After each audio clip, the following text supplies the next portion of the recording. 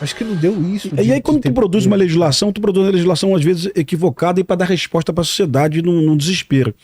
Eu não vi a legislação ainda, ela não foi apresentada, mas o Ministério da Justiça quer apresentar uma legislação para aumentar a pena para receptação de celular. Tu já acompanhou isso, né?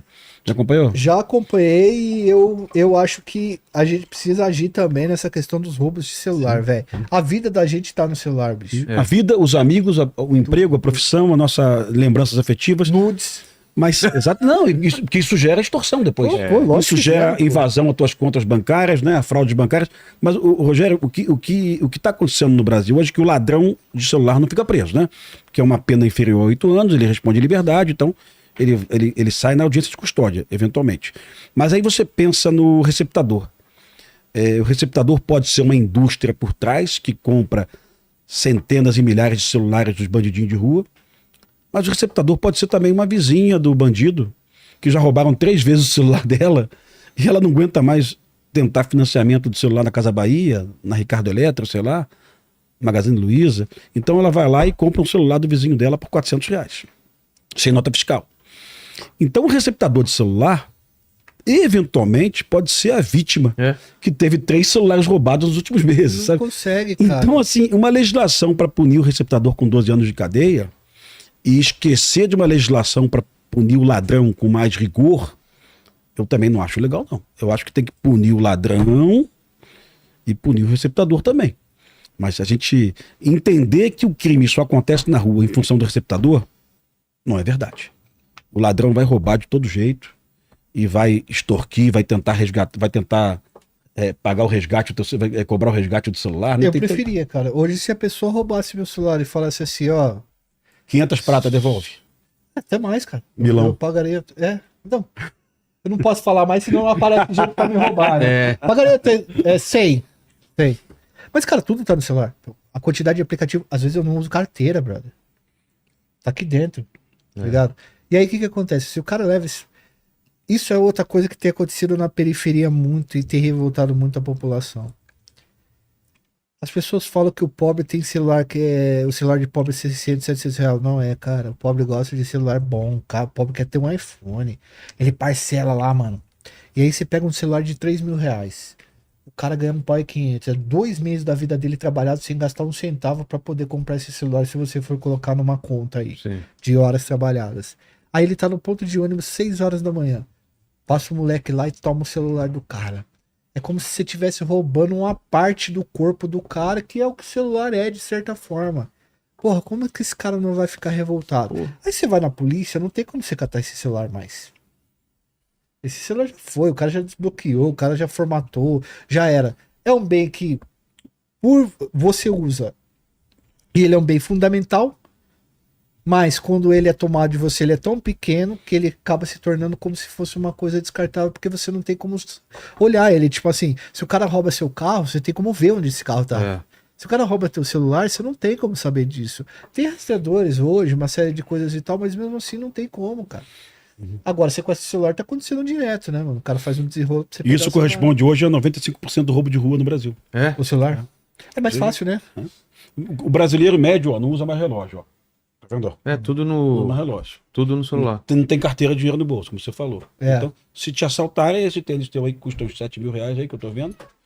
E mais do teu celular aí, pô. Isso aí, não é isso? 7 mil, isso aí? Que Não é, isso é duzentão, pô. É. Receptação. Pelo amor de Deus, Acabei aí. de ver aqui. Mas isso aí é aquela marca de luxo, não é? Que você compra. Aqui, ó. Rapaz, daqui Cadê? Não cortou pra cá ainda? Tá. Fala, Kratos. Bom, vamos lá. O John, ele fala assim: como tirar o viés ideológico quando um lado do debate vê uma lógica no assalto? Quem vê lógica no assalto, cara? Tem aquele vídeo famoso, né? Que lembra? Cara, é que assim, ó. Quem foi a... Isso é foda, cara. A Márcia Tiburi. Isso, que vê uma lógica na sala. Cara, tem uma galera de esquerda, que a galera de esquerda mesmo que disputa eleição quer ver longe, mano. E tem perdido eleição por não entender essa Porque parte. a segurança pública é isso. Você não vai tirar a revolta do cara. Hoje, pra você se eleger, você precisa mexer com os afetos da pessoa. Quem hoje mexe com o afeto das pessoas na periferia? A igreja. Quem mexe com o afeto das pessoas na periferia? A raiva de perder o pouco que tem. de ser roubado no pouco que tem. Se você pega uma pessoa que defende o assalto como uma forma de justiça social, que eu já vi gente falando isso, irmão, pelo amor de Deus, que lógica que o cara vai enxergar nisso? E é uma de esquerda aqui falando. Que lógica o cara vai enxergar no seguinte, Vilela? Eu sou pobre, moro na periferia, acordo todo dia às 4 da manhã, pego o metrô, vou trabalhar na área nobre da cidade e o cara que tem a mesma vida que eu vai roubar o meu celular? Tudo bem, eu já vi gente falando, se o cara assalta banco, fala, não, esse cara mete o louco mesmo, ele tá roubando de quem tem e tal, de banco de tal.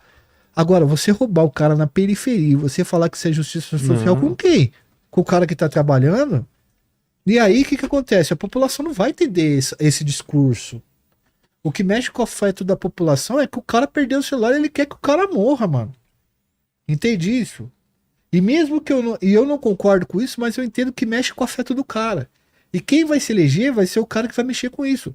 Tanto que o efeito Nayib Bukele vai ser a pauta da próxima eleição. Não tenha dúvidas que o rapaz que debateu aquele dia comigo, que é político também, do MBL, como é que ele chama? Renato. O Renato, certamente, ele vai se candidatar entrando com essa pauta, ou não? Com certeza. O Derrite vai se candidatar, tá cotado para se candidatar a governador. Vai se candidatar com essa pauta. O Tarcísio tá cotado para se candidatar a presidente. Ele vai se candidatar com essa pauta. Vai ter gente de esquerda, não perca isso de vista. Vai ter gente de esquerda que vai se candidatar com essa pauta. Também? Sim. Porque lá no Nayib Bukele, lá em El Salvador, a esquerda e a direita estavam apoiando ele nessas medidas que ele estava tomando. 90% de A condição de surgimento de Bukele é caos total. É homicídio lá em cima, é gangue dominando o território, é gangue extorquindo comerciante. Eu tive em El Salvador, o hotel era extorquido 3 vezes por dia, cara. Era de manhã, de tarde, de noite. Passava o cara para cobrar a taxa do hotel de extorsão, né? As gangues distintas, né? Então, daqui a pouco alguém falou, não dá mais. E esse não dá mais, ele é mais propício a acontecer no Nordeste, porra. Não tenha dúvida disso. E alguém vai falar, ó, não tá dando mais, porra. E a esquerda vai acordar, como o Quaquá, de esquerda, em Maricá, acordou. Não admito comando vermelho na minha cidade. Não admito barricada na minha cidade. Como o Jerônimo lá na Bahia está acordando, a polícia da Bahia está quebrando todos os recordes de morte. Está matando muito mais que a polícia de São Paulo, todo mundo sabe disso, mas ninguém fala. Assim como a Fortaleza hoje, a polícia militar, a polícia civil estão prendendo bandido para cá. Esses bandidos que estão ameaçando essas empresas de internet estão sendo presos, viu? Prenderam 60 numa única operação, o Joel. Lá no Rio? Lá no Rio Grande do Norte. Perdão, não, no Ceará, perdão. A Polícia Civil do Ceará prendeu em 2 ou 3 dias, uma mega operação. Não, mas a Fátima Bezerra no Rio Grande do Norte também tá fazendo um trabalho muito louco disso aí, cara. Tá prendendo também lá bastante, sabe? Então, assim, esse é o ponto, sabe? Eu acho que o que mais vai mexer com o afeto das pessoas é o lance da segurança pública. Cara, hoje eu falo de facção criminosa, até os caras que são de extrema esquerda mesmo, marxista, revolucionários, falam assim, bicho, esses caras são nossos inimigos também. Porque hoje o PCC é a maior empresa do Brasil, mano. E é capitalista. Porra, pra caralho. Total capitalista. Totalmente capitalista, mano. Os caras exportam bilhões em pó pro mundo. Na Austrália, batizaram um cara na Austrália, bicho. É 120 mil dólares pra você colocar 1 quilo de pó na Austrália. Você pega $1.000, $2.000 na Bolívia e pra colocar na Austrália é 120 mil. Já tem cara batizado lá, tem na Suíça. Tem marcha... Eu não sei falar essa porra. O quê? Marcha... Boston lá, não sei o que. Massachusetts. Isso, exato. Saiu assim também. Perfeito. Boston.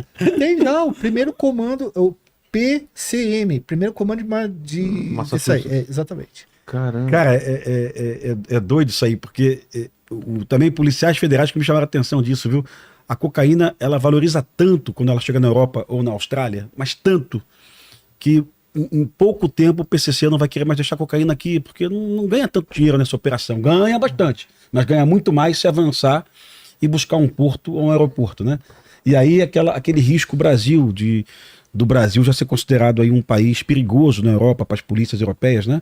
A gente está na condição meio de Colômbia da década de 80, né? E um voo vindo do Brasil, né? Um tratamento diferenciado para os passageiros. Vamos afastar eles aqui para uma revista um pouco mais rigorosa.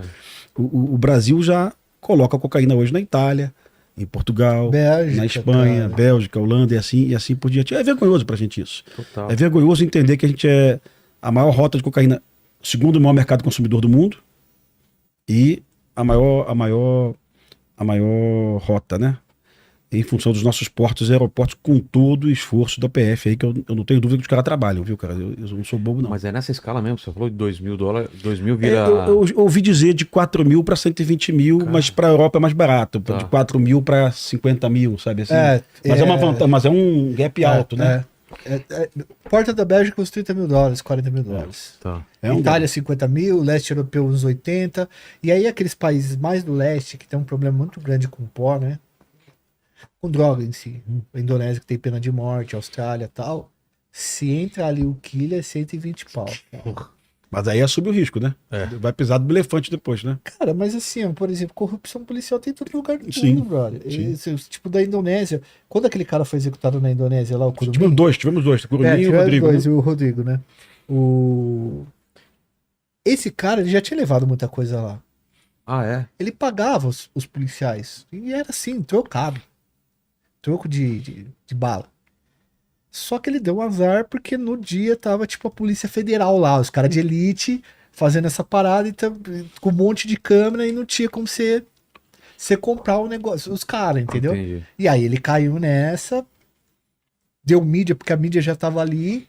E o Virou um cara documentário, né? Do Marcos Prado, né? Esse, Virou chamado esse- Curumim. Curumim. Porque ele era muito conhecido, né? Ele era um surfista conhecido no Rio de Janeiro. Ele frequentava o pier lá, com a Playboyzada, Daniel Sabá, esses caras aí que eram do surf. E a galera ficou sabendo que ele tava lá depois de um tempo. E aí deu aquele negócio. Aquela repercussão Sim, sim, toda. E os caras resolveram fazer pra contar a história dele ali. Esse é o ponto que a gente tem que colocar também. Agora é um ponto meu de esquerda: corrupção policial, mano. Sim, lógico. Porra, isso é uma parada que é grande também, velho. E precisa conter, pô. Mas Isso isso tá em precisa todos os conter meus pra filmes, viu? caralho, Tá em cara. Tropa de Elite 1, Tropa de Elite 2, tá em Intervenção, né? Todo filme que a gente produz tem uma... Porque Como que é faz fato, isso? É camarada. pagar melhor, é ter um... Corregedoria, viu? Corregedoria. Tem uns caras que caçam. Corregedoria Polícia da atuante. polícia. Cara, tem que ter... Pagar melhor, cara. Assim, em algum momento a polícia do Rio de Janeiro era muito mal paga. Hoje em dia continua não ganhando bem, mas tá dentro da média salarial do Brasil, Nenhum sabe? lugar do Então, mundo assim, os caras ganham bem mesmo. É tipo professor, né, cara? sim, sim. E o Rio de Janeiro tem aquela coisa do consumismo também desenfreado, sabe? Um policial no Rio de Janeiro hoje que banca aquele raiz na folga, um soldado pode chegar a R$7.000, um capitão pode chegar a 15, um major pode chegar a 17. Para a realidade brasileira, vamos ser verdadeiros, Porra, é sabe? grana, hein, velho? É 10%, dinheiro, cara. né? Vamos ser real, né? E agora, um inspetor de polícia no Rio de Janeiro, início de carreira, pode estar tirando 7, talvez. É um salário que não é bom, poderia ser melhor. Mas se a gente determinar que isso é o motivo da corrupção, nós estamos ferrados. A gente vai ter, né, corrupção desenfreada em todo mundo. É. Então, assim, polícia, na minha opinião, é corregedoria, é investigação, assuntos internos, né? Acompanhamento patrimonial dos policiais, evolução patrimonial. O policial chegando no quartel com cordão de ouro, chama na assuntos internos. Qual é a origem disso aí, meu filho? Tua esposa trabalha, né? No BOP nós fazemos muito isso, muito no BOP, mas com muita frequência. Muitos policiais do BOP afastados em função de patrimônio incompatível com o salário. E durante um tempo funcionou, né? O BOP se livrou do problema, mas o problema caiu na mão de outra pessoa, tá? Mas o BOP se livrou, né? Mas contravenção pega o cara. Mas assim, cara, por exemplo, São Paulo tomou um susto agora com o caso do Gritzbach. Sim. Fazia muito tempo que São Paulo não desmantelava um esquema desse tamanho dentro da polícia militar. Geralmente era na polícia civil que tinha uma sistemática um pouco mais... Uma galera um pouco mais virada aí pra questão da corrupção. Agora com essa questão, e assim, o primeiro comando ele tá numa fase que a gente chama de fase de infiltração da organização criminosa. Que é no momento que ele tá ganhando muito dinheiro, ele tá se infiltrando, como a máfia italiana fazia. Policiais batizados, né? Mano, empresário famoso, lobby político, licitação de ônibus, de empresa de ônibus. Quem chegou nesses Porra, policiais cara. foi a própria polícia de São Paulo, né? Foi, o Derrite, quando aconteceu a execução, assim, já tava rodando muito o Gritzbach, tá, mano? Gritzbach é desde 2021 que ele tá disso aí. Sim. Tá? Lavando dinheiro, com um monte de coisa, a polícia envolvida no meio, aí a polícia civil solta o cara e extorca o cara porque o cara era... Aí o cara não aguenta mais ser extorquido porque já teve que passar Rolex, sítio no nome dos caras, aí ele vai e procura o Ministério Público tem todo o rito pra fazer a delação, ele vai atrás do Cabrini. Aí ele começa a soltar os caras.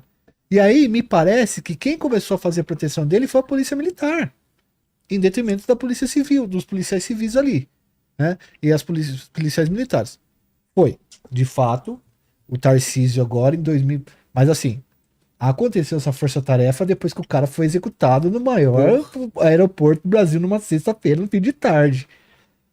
Né? Tipo assim, num lugar que só roda rico e classe média, em sua maioria, os caras descem de fuzil e executam o cara com 10 tiros. Isso fez uma comoção gigantesca, uma mobilização gigantesca, e obviamente que o Tarcísio foi no momento e apertou o derrite. Acho que você vai fazer um programa com ele, não sei se é hoje, não sei, amanhã, Amanhã, nessa semana. quinta-feira. Quinta. O derrite foi apertado pelo Tarcísio, e aí sim, os caras fizeram uma puta força-tarefa, e aí os caras desmantelou todo mundo. São Paulo tá com a menor taxa Mas de falta homicídio, 3 né? para prender ainda, que são os mandantes, que, inclusive, há suspeita que ele esteja na Vila Cruzeiro. Eu escutei isso hoje, viu? Escutei Tá, isso hoje. A suspeita é que ele esteja escondido na Vila Cruzeiro. Que é complexo alemão, né? E que ele fazia um diálogo entre o Comando Vermelho e o PCC. Cigarreira. Eu escutei isso ontem, perdão. Mas assim, só para lembrar aqui, São Paulo está com 5,7 homicídios para 100 mil habitantes. Sim, caiu muito. A menor taxa de homicídio dos últimos 25 anos, né? E do Brasil, fevereiro, né? né? E está com a taxa de homicídio, João, inferior a 20 estados americanos, viu?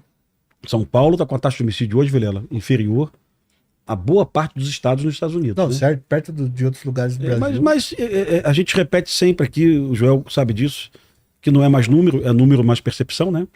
Ninguém mais acredita nesses números. Você fala com um colega, pô, o número é esse aqui. Porque a paz hoje, Vilela, não significa ausência de crime.